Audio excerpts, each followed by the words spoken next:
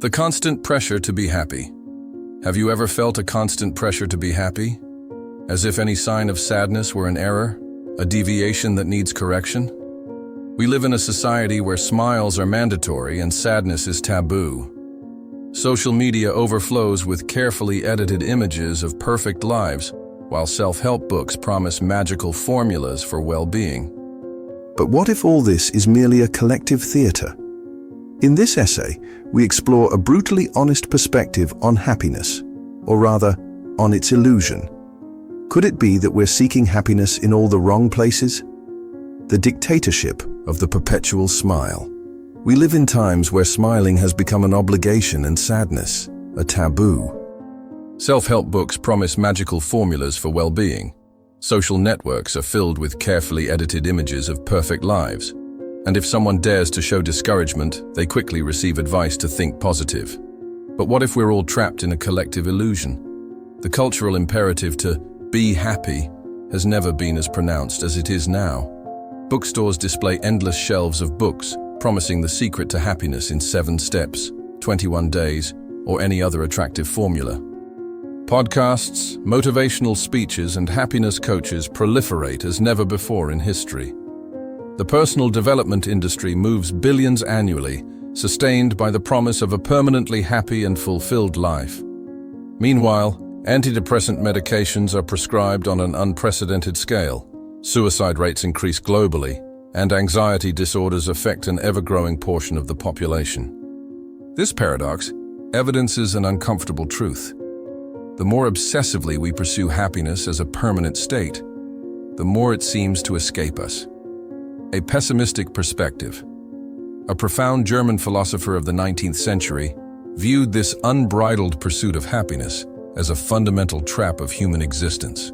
For him, life is not structured to provide us with constant joy. On the contrary, it is intrinsically marked by suffering and lack. What we call happiness is nothing more than a temporary interval between moments of suffering. It is a fleeting relief, not a permanent state. The moment we obtain what we desire, satisfaction quickly dissipates, giving way to a new restlessness.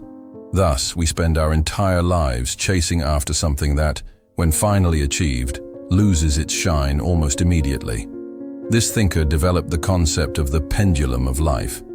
We constantly oscillate between suffering and boredom. When we are not suffering from some lack or unsatisfied desire, we quickly fall into boredom, which in itself is another form of suffering. This perpetual oscillation constitutes the basis of the human condition, according to the philosopher. The illusion of permanent happiness is just that, an illusion that keeps us in continuous movement, preventing us from facing the true nature of existence. However, this race is not merely individual, it is socially and systemically reinforced. We are surrounded by an economic and cultural system that constantly pushes us toward the pursuit of more. More money, more recognition, more pleasure, more experiences, more possessions.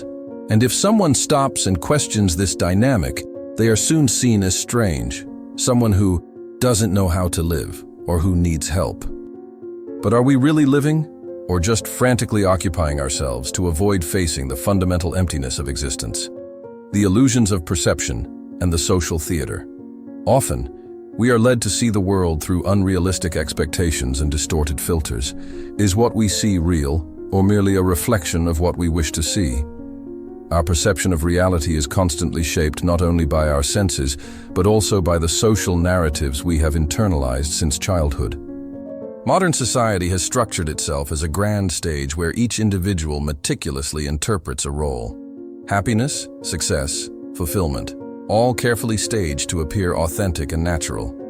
But behind the scenes of this grand production, the story is different. Chronic anxiety, silent frustration, and a constant fear of not living up to expectations, whether external or internalized. The philosopher saw this collective hypocrisy with brutal and merciless clarity. He viewed social life as an elaborate theater where illusions are enacted daily, where each person plays the role of fulfilled and happy person, while internally struggling against their own miseries. People believe that material and sensory pleasures are the path to happiness. But this belief, according to him, is nothing more than a persistent error deeply rooted in the human psyche. The German thinker observed that each achievement provides us with only a brief relief, a transitory moment of satisfaction. But soon the desire for something new consumes us again. Satisfaction never settles. It's like an oasis that eternally disappears on the horizon as we approach it. This is the nature of Wille, a central concept in his philosophy, a blind and insatiable force that can never be definitively satisfied. The digital amplification of illusion. If this unbridled pursuit already existed as a human condition, today it has become even more evident and intensified. The digital era has not only maintained this dynamic, but amplified it exponentially, creating unprecedented pressure to constantly prove that we are happy, successful, and in absolute control of our own lives. Social networks in particular have transformed into sophisticated showcases of artificial happiness. We post meticulously forced smiles, seemingly unforgettable trips, and carefully edited moments to appear perfect. But for whom, after all? For others, or to desperately try to convince ourselves that our life is worth living? The phenomenon of FOMO, fear of missing out, is the contemporary manifestation of what the philosopher identified as the fundamental insatiability of will. We scroll infinitely through our timelines, observing apparently more fulfilling and satisfying lives than our own, feeding a cycle of chronic dissatisfaction with our own existence. Deep down, we live in the collective illusion that, by accumulating pleasurable experiences and sharing them publicly, we will finally find the inner peace and recognition we so desire. However, with each new pleasure conquered and displayed, the cycle implacably restarts, imprisoning us in an endless and fundamentally fruitless pursuit. The awakening of consciousness, recognizing the theater. What happens when we finally realize that we are living within an elaborate social theater? When the curtain rises and we see the backstage of the grand production, that is the pursuit of happiness? When we understand that the script we religiously follow was written not for our genuine well-being, but to keep functioning a system that thrives on our perpetual dissatisfaction. And more deeply, what occurs when we stop resisting the suffering inherent to existence? When we accept that it is not an error, a failure, or a deviation from the human experience, but the very foundation upon which it fundamentally sustains itself. The philosopher did not soften this uncomfortable truth with comforting palliatives. He was direct and relentless in his honesty. Life is not there to be enjoyed, but to be overcome and surmounted. Contrary to the modern illusion that makes us obsessively believe that we must seek happiness at all costs, as if it were not only a right but a moral obligation, his philosophy reminds us that suffering is not an accident or an anomaly, but the fundamental rule of existence. Pleasure is fleeting and transitory by nature, but pain persists, and desperately fleeing from it only makes it even more oppressive and unbearable in the long term. Stoicism and pessimism. Two responses to suffering. Curiously, this view resonates with aspects of Stoic philosophy, but with a fundamental difference that deserves our attention. For the German philosopher, suffering is the very essence of existence and must be faced with philosophical resignation. There is no definitive escape beyond asceticism and momentary aesthetic contemplation. The Stoics, like Epictetus, Seneca, and Marcus Aurelius, believe that, although pain and adversities are inevitable in the human condition, we can consciously shape our response to them through mental discipline and virtue. Suffering, for the Stoics, is not just an inescapable condemnation, but also a significant opportunity for growth and character development. A cruel teacher, but necessary and potentially transformative. This subtle but profound distinction offers us a possibility. What if, instead of spending energy frantically trying to escape pain and pursue a happiness that always escapes us, we learn to use inevitable suffering as a tool for growth and transcendence? Desperate resistance to reality only generates more frustration and additional suffering, while philosophical acceptance gives us the inner strength necessary to endure the inevitable with dignity and even extract meaning from it. Sincerely think about all the crucial moments in your life that truly shaped who you are today. Were they the easy victories and moments of ephemeral pleasure, or the brutal challenges that demanded the best of you? Were they the days when everything simply went as planned, or those when you needed to fight against seemingly insurmountable adversities? The true challenges of life can teach, strengthen, and provide perspective. Facing them with wisdom and acceptance can profoundly transform us.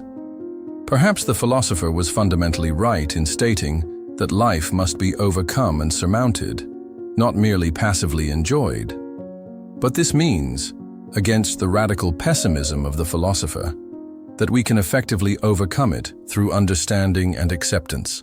And this is the message that remains as a possibility of transcendence. The trap of ephemeral pleasures. If suffering is indeed inevitable as a basic condition of existence, why do we waste so much time, energy, and resources desperately trying to escape it, as if it were an anomaly that must be eliminated at any cost? We live incessantly running after pleasure as if it were a trophy to be conquered and displayed. But the truth, cruel and undeniable when we finally face it, is that this incessant pursuit makes us perpetually prisoners of an endless cycle of momentary satisfaction, followed by renewed frustration. In the great game of contemporary life, we are always compulsively exchanging one pleasure for another, one experience for another, one possession for another, and rarely do we allow ourselves to realize what this really costs us in terms of inner peace. We want constant comfort, perpetual entertainment, uninterrupted sensory stimulation. We want at all costs to avoid any form of discomfort or boredom. But at what existential price do we pay for this constant escape? We should not seek pleasure at the cost of pain, nor even running the risk of it. This idea, although it goes against everything that consumer culture preaches, carries a silent wisdom. Pleasures bought with suffering are rarely worth the price. Most of the time, they merely postpone the inevitable and make the return of pain even crueler. However, we do exactly the opposite every day, almost unconsciously. How many times do we seek immediate relief without considering its long-term consequences? We systematically choose momentary pleasures that later inevitably convert into sources of deeper and more lasting suffering. Impulsive consumption habits, excessive material accumulation, the pathological and constant need for approval and social validation. All this seems to provide us with something positive in the immediate present, but charges us a frequently exorbitant price in the future. Modern consumer society, founded on late capitalism, incessantly sells us the seductive illusion that happiness is within reach of a click, a new acquisition, one more ephemeral pleasure. But the philosopher already clearly glimpsed in the 19th century the fundamental danger of this existential trap that today has deepened exponentially. Pleasures are and remain negative. To believe that they can make us happy is an illusion. This radical assertion from the German thinker contains a counterintuitive truth. Each pleasure we conquer is not a positive reward in itself. It is merely the temporary absence of the pain of lack. And what if, instead of obsessively seeking pleasure as a permanent state, we more modestly tried to avoid avoidable evils? Freedom is in detachment. The Stoics, as well as the philosopher in his peculiar view, teach us that true inner freedom lies in progressively detaching ourselves from this compulsive pursuit of transitory emotional states. Instead of chasing the chimera of happiness as a culturally imposed and fundamentally unattainable delusion, we should concentrate our efforts on eliminating or reducing what truly causes us unnecessary suffering. The authentic sage, in the Stoic view, does not desperately run after happiness as a permanent state. He cultivates the prudence to methodically move away from what destroys his inner peace and mental tranquility, ataraxia. This ancient wisdom, shared by various philosophical traditions of the East and West, offers an antidote to the collective delusion of contemporary toxic positivity. Perhaps the fundamental question we should ask ourselves is not the simplistic, "How can I be happy all the time?" but rather the deeper and more revealing, how many ephemeral pleasures do we obsessively seek without realizing how much we are destroying ourselves internally in the process of this pursuit? The paradox of happiness and possible serenity. If happiness is indeed fundamentally fleeting by its very nature, and challenges are an integral and inevitable part of life, how can we find authentic and sustainable inner peace? The secret is not in seeking something unattainable like perpetual happiness, but in learning to live lucidly and courageously without the illusions that make us suffer unnecessarily. Contemporary society conditions us to tirelessly seek happiness as if it were an absolute right and a moral duty, but this very culturally imposed desire irremediably condemns us to an eternal existential frustration. Happiness, when directly pursued as a central objective, escapes like a shadow that moves away in the same proportion as we try to approach it. The truth, even more disconcerting to our modern sensibility, is that the more obsessively we try to grasp and retain happiness as a permanent state, the more it inevitably escapes us. Each pleasure we conquer quickly disappears, leaving us empty again, thirsty for something new and more intense, in a potentially infinite cycle of lack, momentary satisfaction, and new lack.